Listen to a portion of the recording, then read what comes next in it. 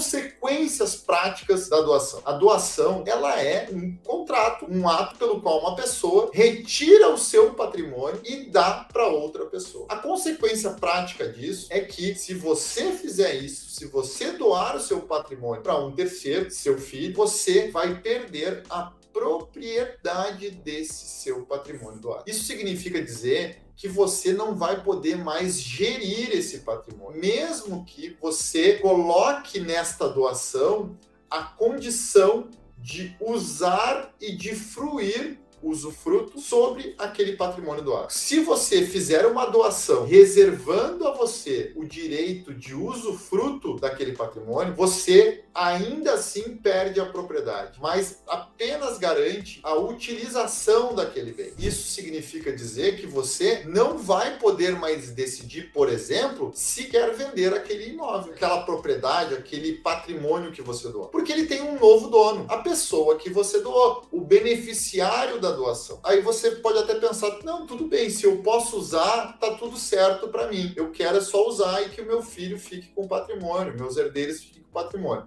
Ok, isso pode servir a você, mas não serve a muitas pessoas. E deixa eu contextualizar um caso prático que aconteceu no meu escritório. Um cliente meu, ele comprou um imóvel, era o único imóvel que ele tinha, há muitos anos. Comprou, fez uma bela casa, uma boa casa, num local que ao longo dos anos a cidade começou a crescer em volta daquele local. Ou seja, o imóvel ele tinha pago muito pouco, ou melhor, tinha pago o valor da época. Só que o valor da época não é mais o valor de hoje, porque, como eu falei, a cidade cresceu em volta. Se tornou uma área nobre, muito valorizada. Isso fez com que o patrimônio dele, do ponto de vista financeiro, de expectativa de venda, fosse muito elevado. E ele fez uma bela casa, uma casa grande. Por quê? Porque quando ele tinha mulher e 3 filhos, os filhos pequenos foram criados naquele local, os filhos foram crescendo, anos, foram indo embora, a casa ficou grande para ele e para a esposa. E aí, o que aconteceu? Ele, preocupado com a sucessão, antes de me conhecer, foi e fez a doação daquela casa para os filhos. Disse, vou fazer isso porque não quero me incomodar, vou ficar com o usufruto e para mim tá bom. E o que aconteceu? Os anos foram passando, aquela região foi valorizando ainda mais, só que aquela casa ficou muito grande para eles. E outra, muito custo para manutenção. E com a idade, começaram a vir limitações de locomoção e até mesmo por uma questão de oportunidade, né? Começou a ficar ruim para eles morarem lá, porque era muito grande, muita despesa, muito cuidado, muito trabalho para manter. Viram a possibilidade ali, né? Viam a possibilidade de ter um aumento do seu patrimônio vendendo aquele imóvel. Receberam uma proposta de uma construtora para, em troca daquela casa, eles terem 5 apartamentos. O pai e a mãe queriam aquilo, só que eles já haviam feito a doação. E um dos filhos não queria fazer o negócio. O que aconteceu na prática? Os pais não conseguiram fazer o negócio porque eles haviam doado o imóvel para os seus filhos e um daqueles filhos não queria fazer o negócio. Porque ele, como proprietário, pode não querer.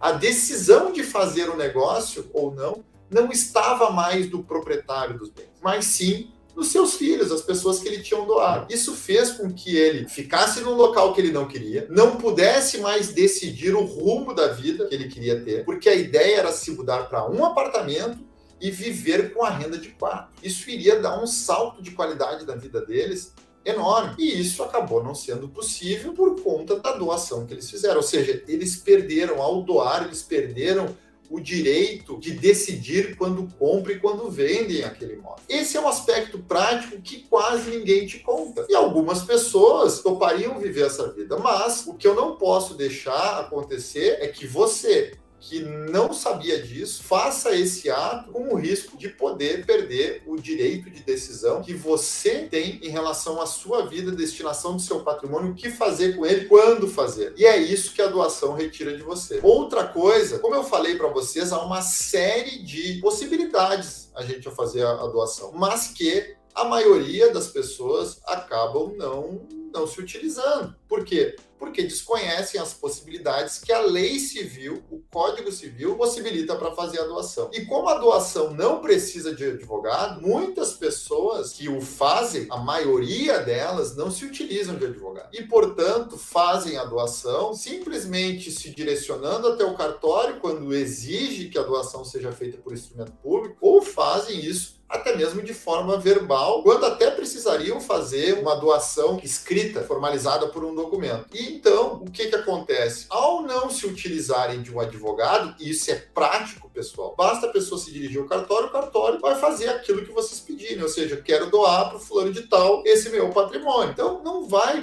te possibilitar, por exemplo, a utilização de alguns institutos que o Código Civil te permite, que é, por exemplo, se utilizar de cláusulas que deem alguma segurança, ou seja, questões, por exemplo, a possibilidade de reversão dessa doação. O Código Civil estabelece que, se for estabelecido em contrato, no ato da doação, há possibilidade daquele patrimônio doado ser revertido novamente à pessoa que doou, na hipótese do beneficiário da doação falecer antes do doador. Ou seja, ninguém quer isso, mas na vida hoje pode acontecer de um filho falecer antes dos pais. E o que acontece? Se não tem uma cláusula de reversão, esse patrimônio, com o falecimento do beneficiário da doação, ou seja, o filho, do exemplo que eu estou dando, aquele patrimônio, ele integra, portanto, o patrimônio daquela pessoa falecida, e logo a ordem hereditária na herança vai ter que obedecer o que estabelece o Código Civil. Ou seja, se o filho morrer e esse filho já tiver dado netos, esse patrimônio não vai voltar para os pais, vai para os filhos, e ainda podendo ir para a esposa. Essas são situações importantes que nem todo mundo observa, especialmente porque fazem a doação sem o assessoramento de um especialista, sem o assessoramento de um advogado que vai poder contribuir com uma série de sugestões para proteger aquele patrimônio caso seja necessário, na hipótese do falecimento de um filho, por exemplo, antes do pai. Há também a possibilidade de vetar a alienação daquele patrimônio